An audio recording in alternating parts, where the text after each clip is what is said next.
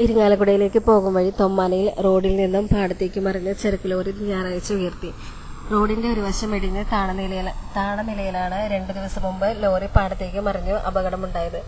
Lorry ഡ്രൈവറും ക്ലീനറും നിസാര പരിക്കേറ്റ് താലൂക്ക് ആശുപത്രിയിൽ ചികിത്സ തേടിയിരുന്നു. ഞായറാഴ്ച പോലീസിന്റെ നേതൃത്വത്തിൽ വലിയ ക്രെയിൻ ഉപയോഗിച്ചാണ് ലോറി ഉയർത്തിയത്. ലോറിയിലുണ്ടായിരുന്ന ചാക്കുകൾ വെള്ളം കയറി നശിച്ചു.